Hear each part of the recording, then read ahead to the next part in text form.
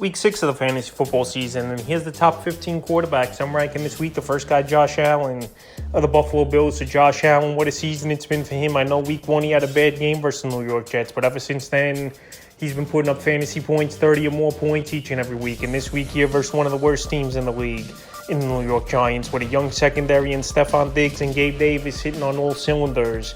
I have him at 1, and I expect another 30-plus day points-wise here from Allen. Number 2, Patrick Mahomes of the Kansas City Chiefs. So Patrick Mahomes, so far this season, we haven't seen that monster game like 35, 40 fantasy points from Mahomes, but he's a steady 25 points per game about is Patrick Mahomes. And this week on Thursday Night Football, a great matchup versus the Denver Broncos that can't stop anyone. So right now, Mahomes, I know he still has to find that number 1 wide receiver. We know obviously Kelsey's his number 1 target in the passing game, but one of these receivers have to step up. And to be honest, I think Rashee Rice is going to be that guy for this Kansas City team. So this week here with a good matchup versus Denver that can't stop anyone, I have him at 2. Number 3, Tua of the Miami Dolphins. So Tua, he's on a great tear so far this season, and he's an MVP candidate for sure. And this Dolphin team playing great football on the year 4-1. So Tua right now, I know Devon Achane, he's going to be out a little bit, but you still got Hill, you still got Waddle, who they got to get into the offense a little bit more.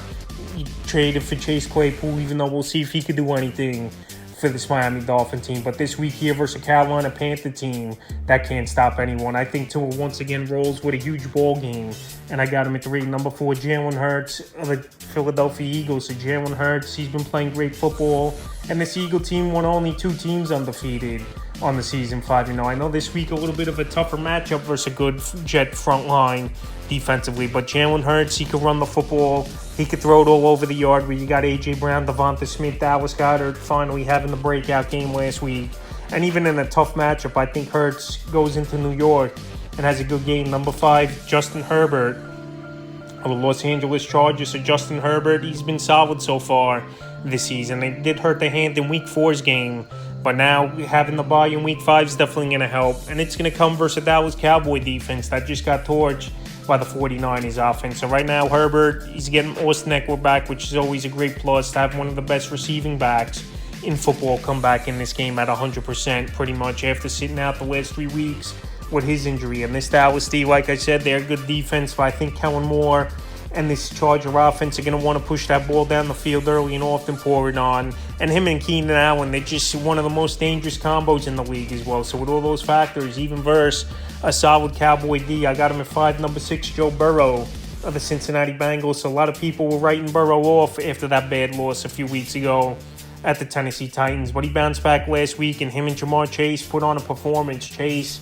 192 yards and 3 touchdowns in that one. So right now, T. Higgins, we don't know for sure if he's going to be back or not. When I think he's not going to be back here is T. Higgins. They might as well sit him out one more week, and then you got the bye week for him to heal and almost be 100%. So right now, with a good matchup versus Seattle secondary, that's pretty decent, I believe, but young in the secondary, where Jamar Chase and Burrow could pick them apart, I think, in this one.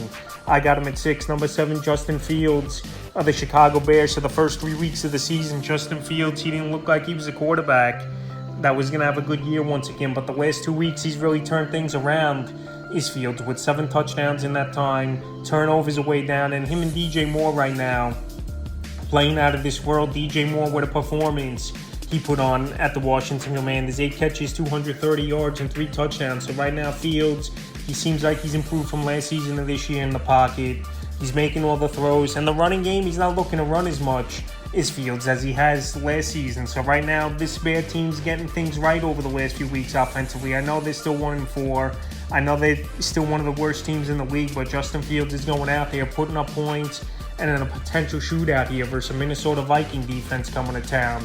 I think Fields has a good one. The number 8, Lamar Jackson of the Baltimore Ravens. It's been a tale with 2 tapes so far in fantasy football here for Lamar Jackson. Some games he has that nice 30-plus fantasy day, and then we've seen some games already this season, only 5-10 fantasy point days. So this week here at Tennessee, it's a team you can't run on, but a team you definitely could pass on so far this season here. So he's got to get Mark Andrews going once again. I know Andrews had that big game a few weeks ago at the Browns, but besides that, we really haven't seen much out of him And Lamar, he's just looking to run way too much, I believe. He's got to stay in the pocket a little bit more and make some of these throws to Zay Flowers. We got to see if he could get going. Rashad Bateman hasn't done anything this season. But this week here at Tennessee, I think after blowing last week's game at the Steelers, this team's going to get back to basics, get Mark Andrews the ball early and often, and Lamar pick his spots where he runs. He's at 8. I'm Brock Purdy of the San Francisco 49ers. So Brock Purdy, he's been playing great football for this 49er team this season. And after last week with a tough matchup versus the Dallas Cowboys, he went out there and put on a performance lighting them up. So this week with a tough matchup at Cleveland, I think he's matchup proof at this time. Here's Brock Purdy, where he's had 18 or more fantasy points in every game this season. So right now with great weapons, Brandon Ayuk, Deebo Samuel, George Kittle finally breaking out, and CMC out of the backfield. This week at Cleveland, I think he has another good game, and I got him in 9, number 10, Kirk Cousins of the Minnesota Vikings. So obviously it's a big hit losing Justin Jefferson for multiple weeks with the hamstring injury. And this is a good matchup, though, still on paper, at the Chicago Bears that have one of the worst secondaries in the league. So right now, some receivers are going to have to step up for this Minnesota Viking team. Maybe Powell, KJ Osborne, who's a hot pickup off the waiver wire, and they got TJ Hawkinson still over there. So right now, Kirk Cousins, even with Jefferson down, and some decent options where Jordan Addison, the rookie, steps up to number 1 possibly as well. I have him in number 10, number 11, Matthew Stafford of Los Angeles Rams. To Stafford, he's got an arsenal of weapons now. Puka Nacua, Cooper Kupp, Tutu Atwell, Kyren Williams out of the backfield. And this week with a great matchup versus the Arizona Cardinals, where their defense doesn't really stop. I think Stafford has a great game. He's got a good track record versus the division rival over there in the NFC West. And this week here, I think he has a good ball game once again is Stafford with all these weapons. And Cooper Kupp looking 100%. So I got him in 11. Number 12, Sam Howell of the Washington Commanders. So Sam Howell, he's been playing great football over the last few weeks. I know last week was a lot of garbage time for him to get his fantasy points, but this week here in a potential shootout at the Atlanta Falcons, I think Sam Howell once again goes in there, indoor game, which is always a plus, obviously, and has a good one. So right now, this Atlanta defense, they've definitely been stout this season, but I think Sam Howell has a good game once again, and if they're trailing early and often, he's going to drop back 40 or 50 times and throw the football with good weapons like Terry McLaurin, Curtis Samuel, Brian Robinson, Antonio Gibson, and Jahan Dotson. And Howell just have to get on that same page. Number 13, Jared Goff of the Detroit Lions. So Jared Goff, he's been solid so far this season here. I know Amon-Ra St. Brown, he was out last week, but Goff still had a good game. Sam Laporta, this season it's been here for the tight end rookie for this Lion team, breaking out right away. And if you get St. Brown back as well, it's a huge plus, obviously. One of the better wide receivers in the league. This matchup this week is going to be a little tougher, I think, for Goff at Tampa Bay, but where they're bend but don't break type of defense, not giving up many touchdowns on the season. They're coming off the bye week refreshed. So right now, even in a tougher matchup, I think Jared Goff could go out there and have a solid performance. Number 14, Trevor Lawrence, the Jacksonville Jaguars. So Trevor Lawrence, so far this season, we haven't seen that monster game out of him. He's hovering around that 18 to 20 fantasy point day, and he's turning the football over a lot with a few fumble losses over the last few weeks here.